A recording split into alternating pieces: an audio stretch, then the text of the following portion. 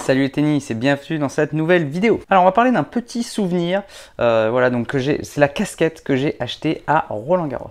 Voilà, donc j'ai kiffé cette casquette et j'en fais carrément une vidéo. Donc en fait c'est l'occasion pour moi de présenter un peu d'histoire voilà, de Roland Garros. J'adore l'histoire et j'adore tout ce qui est relié, les choses qui ont du sens.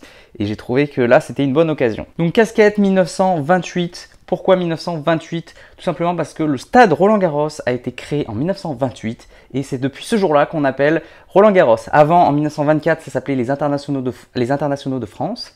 Et encore avant, depuis 1891, ça portait un autre nom. Je me rappelle même plus du nom, Championnat de France, International, je me rappelle plus. Et avant 1924, c'était joué sur gazon. Donc voilà, donc depuis 1928, c'est à Roland Garros. Et vous allez dire, mais pourquoi on a construit Roland Garros alors qu'on pouvait jouer avant? Avant, sur gazon, c'était sur les cours du Racing Club de France. Et donc déjà, on a pu mettre la terre battue sur ce stade de Roland Garros.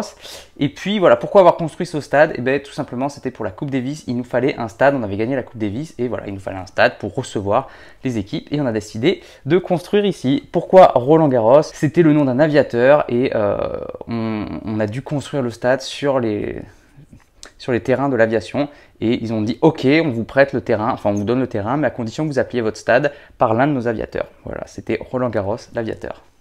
En 1928, ça se passe en France, à Roland Garros, et il y a la coupe, voilà, qu'il faut brandir. Et je sais pas pour vous, mais pour moi, cette coupe, ça signifie forcément Nadal qui la soulève. Je sais pas pourquoi j'ai cette image en tête à chaque fois que je vois ce logo.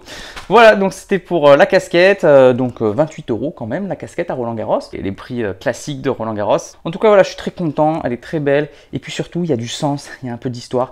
Donc n'oubliez jamais, hein, même si vous achetez un souvenir, peu importe l'endroit où vous allez, il y a toujours, c'est toujours porteur d'histoire, de sens, c'est important. Et bien sûr, il faut que ce soit fonctionnel. Voilà, j'avais envie de partager ce souvenir avec vous, c'est tout. Merci d'avoir regardé jusqu'à maintenant. Je vous dis à la prochaine pour une nouvelle vidéo. En attendant, n'oubliez pas, allez jouer au tennis, achetez des souvenirs qui ont du sens, soyez maître de l'histoire, progressez et surtout, faites-vous plaisir. Ciao.